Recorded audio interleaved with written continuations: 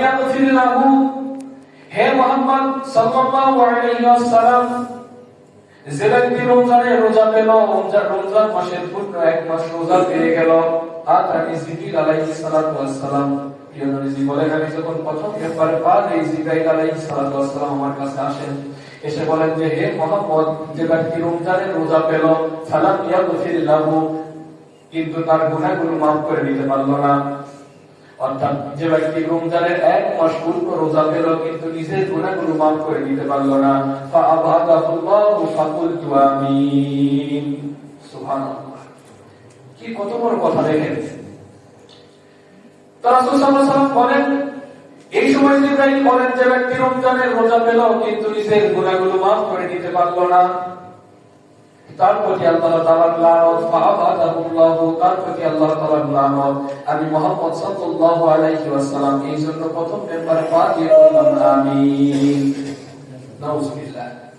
চিন্তা করছেন, দেখেন রাসূল সাল্লাল্লাহু আলাইহি ওয়াসাল্লাম প্রথম মেম্বারে পা দিয়েছেন, আমিন বলছেন। এর কারণ যখন জিজ্ঞেস করা হলো তখন রাসূল সাল্লাল্লাহু আলাইহি ওয়াসাল্লাম বর্ণনা করলেন যে এটা কারণ হলো, আমি যখন প্রথম মেম্বারে পা দেই, এই পা দেওয়ার পরে জিবরাইল আলাইহিস সালাম আমার কাছে এসে বলেন যে হে মুহাম্মদ সাল্লাল্লাহু আলাইহি ওয়াসাল্লাম, যে ব্যক্তি রমজানের পূর্ণ এক মাস রোজা পেল কিন্তু নিজের গুনাহগুলো মাফ করে দিতে পারলো না, তার প্রতি আল্লাহ তাআলার লানত। আমি মুহাম্মদ সাল্লাল্লাহু আলাইহি ওয়াসাল্লাম বললাম আমিন।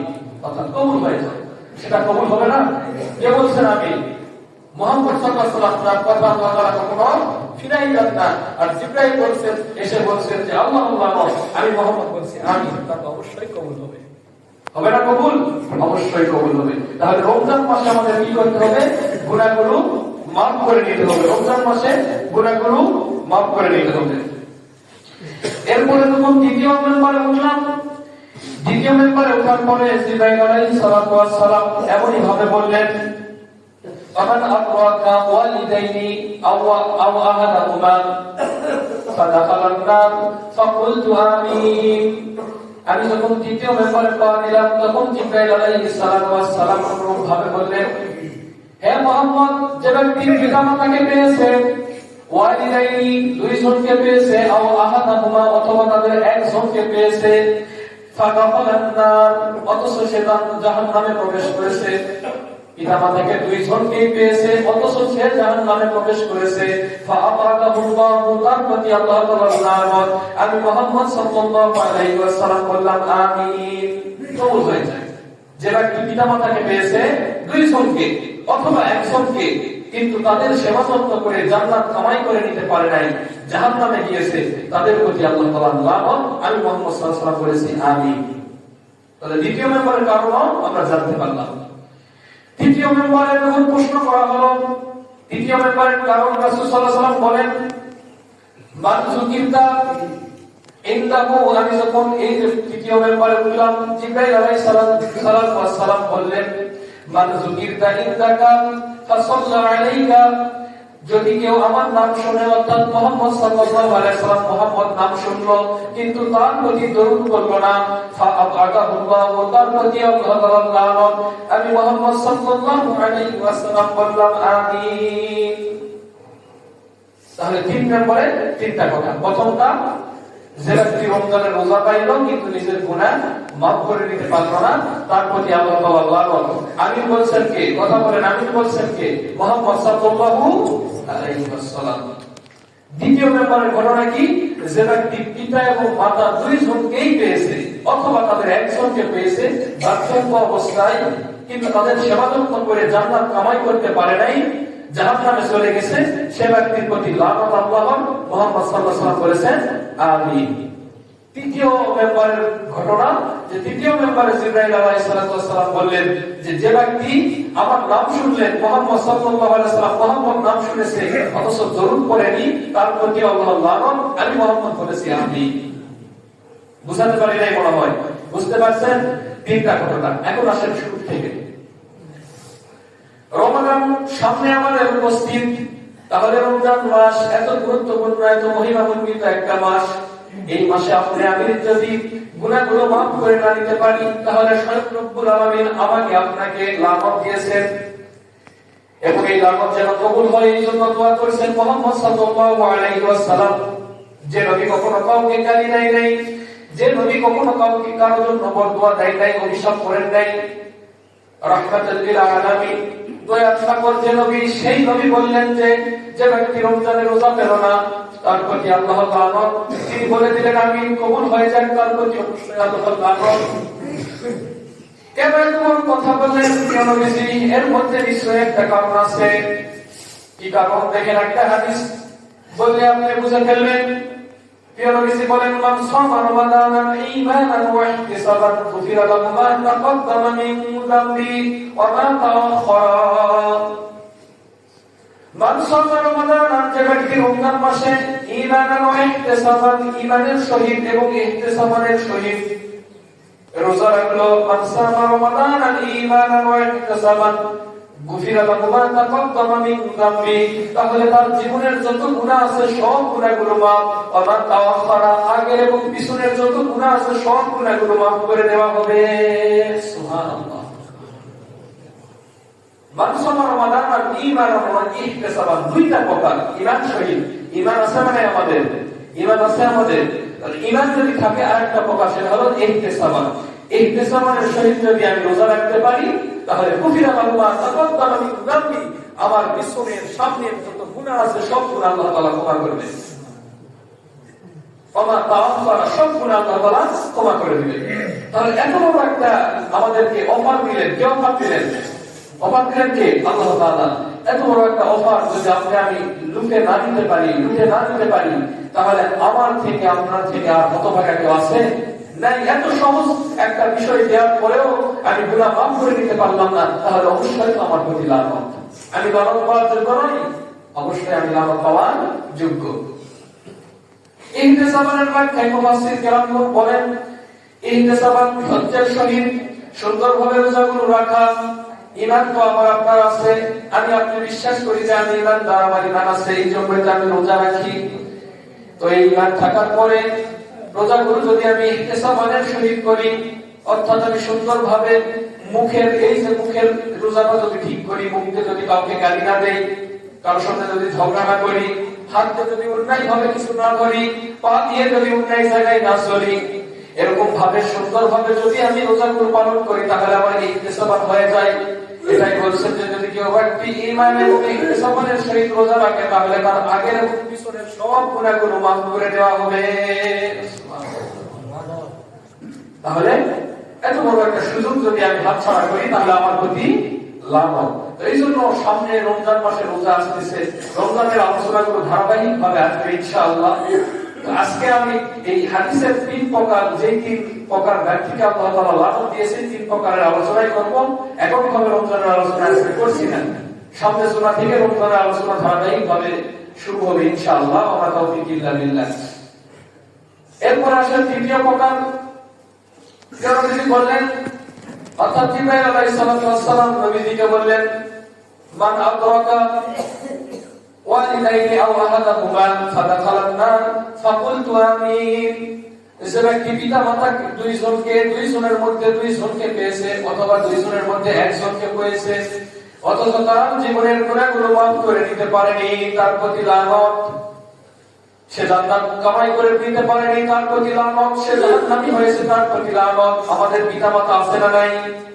আছে। পিতা মাতা আছে, কারো আছে, কারো নাই।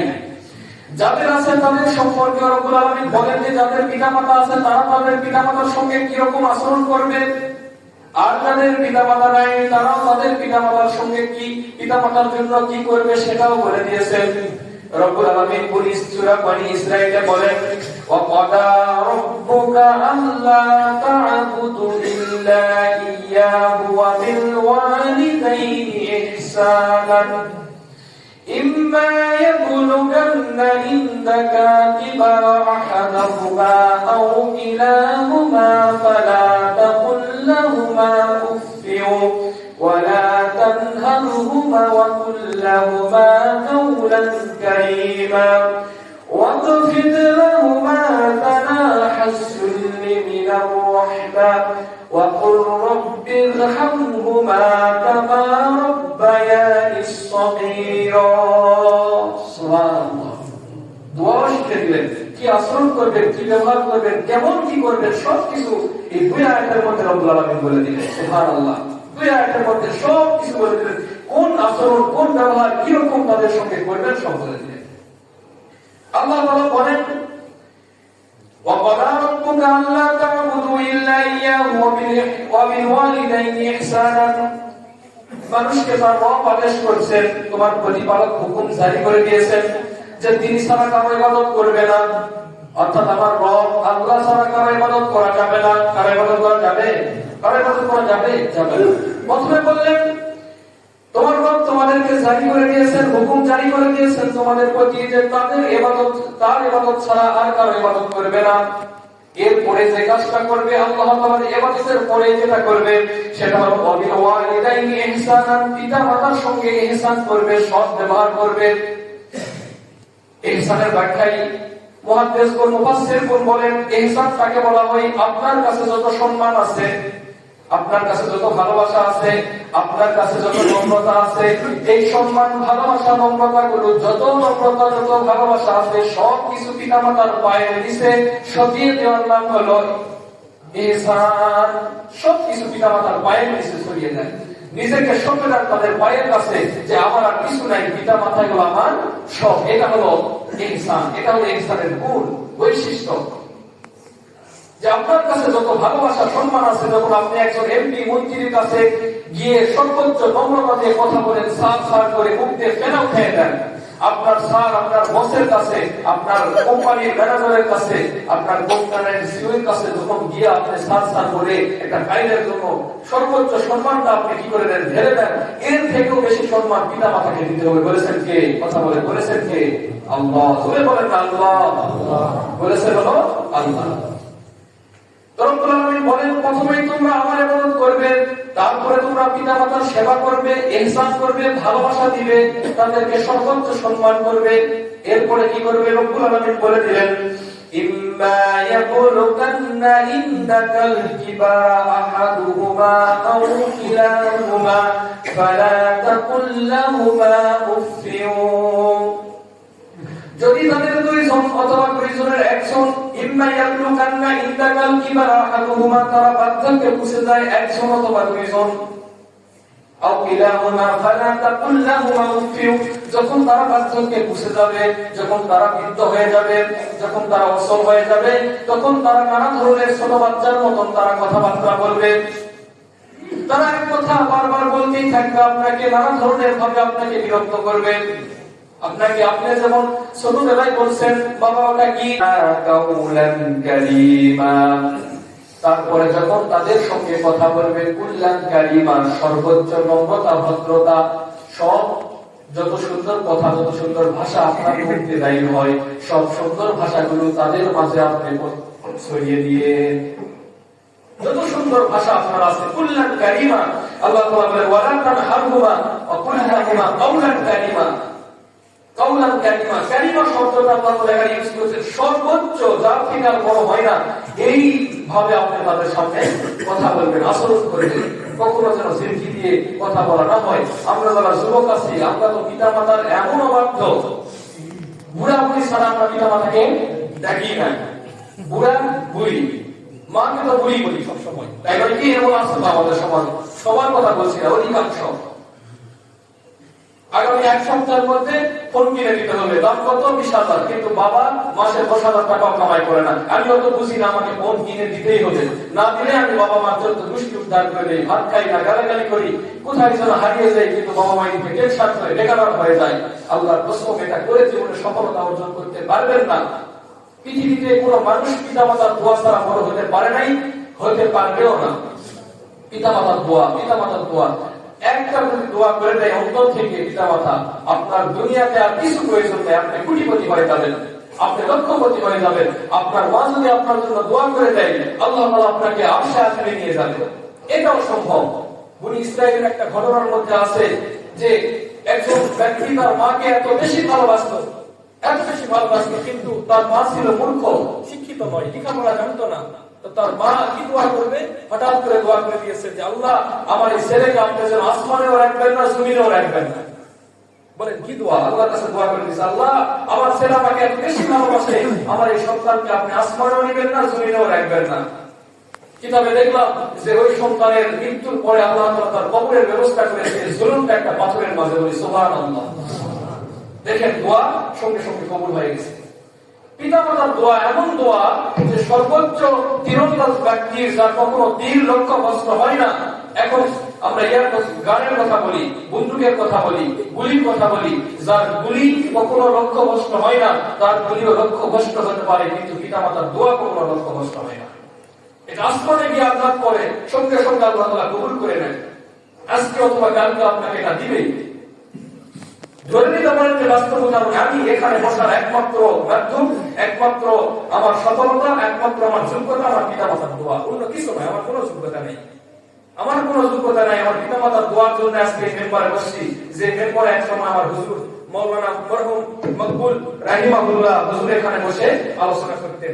আজকে এই চেয়ারে যে আমি বসে আছি, এটা কম কথা নয়, আপনারা সাধারণ মনে করেন না। এই ছোট বয়সে, আমার বয়সটা 23-24 বছর, এই ছোট বয়সে এখানে বসছি, এখনো লেখাপড়া শেষ করতে পারি নাই, শুধুমাত্র আমার মায়ের দোয়া, আমার বাবার দোয়া।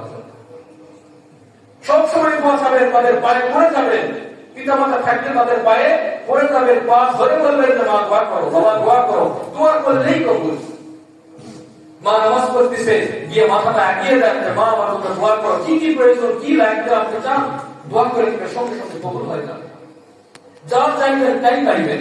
কিন্তু বড় আমরা কেমন একটা হয়ে গেছে, আমরা পিতামাতাকে যেমন আমরা বন্ধু বান্ধবের থেকেও ছোট মনে করি। এই ওই 2 টাকা কি বলি না বলি আমরা নিজেও জানি না। রব্বুল আলামিন বললেন ওয়াগফির লাহুমা জানাহা যুল্লি মিনার রাহমা ওয়া কুর রাব্বিরহামহুমা কামা রাব্বায়ানি সগীরা। দেখেন এত সুন্দর একটা উদাহরণ দিয়েছে, এত বড় একটা কথা বলেছে। রব্বুল আলামিন বলেন ওয়াগফির লাহুমা জানাহা যুল্লি মিনার রাহমা, তোমাদের যে 2টি ডানা আছে, এই ডানা দিয়ে তোমাদের পিতামাতাদেরকে ভালোবাসো। জানাহাসুল, জানা শব্দের অর্থ হলো ডানা। ওই যে আসমানে, ওই যে গাছে আপনি আমি যখন দেখতে পারি, পাখিরা বাচ্চা দেয়, বাচ্চা প্রসব করে, বাচ্চা ডিম থেকে বাচ্চা ফুটায়, বাচ্চা ফুটানোর পরে পাখিরা যেমন তাদের 2টি ডানা দিয়ে তাদের বাচ্চাকে আগিয়ে রাখে, 2 ডানাতে যেমন বাচ্চাকে সুন্দরভাবে আগিয়ে রাখে, কখনো বাচ্চাকে ব্যথা পেতে দেয় না, কখনো বাচ্চাকে আক্রমণ হতে দেয় না। রব্বুল আলামিন ওই উদাহরণে দিলেন ওয়াগফির লাহুমা জানাহাসুল মিনার রাহমা, তোমার রহমতের ডানা, তোমার দয়ার ডানা, তোমার যত দয়া আছে, যত রহমত আছে, এই দয়াগুলোর ডানা দিয়ে তোমার পিতামাতাকে রহমত দিয়ে, দয়া দিয়ে ঘিরিয়ে রাখো। সুবহানাল্লাহ। কি উদাহরণ দিলেন দেখেন, পাখিরা যেমন ডানা দিয়ে তাদের বাচ্চাদেরকে আগিয়ে রাখে, তোমার দয়া, তোমার রহমত, তোমার কাছে যত সম্মান আছে, এই দয়া, সম্মান, রহমতের ডানা দিয়ে তোমার পিতামাতাকে আগিয়ে রাখো। পারবো তো? শেষ করে দিচ্ছি। এরপরে রব্বুল আলামিন শেষ কথা বলেন, যখন পিতামাতা কি হবে, মারা যাবে, তখন কি করবেন?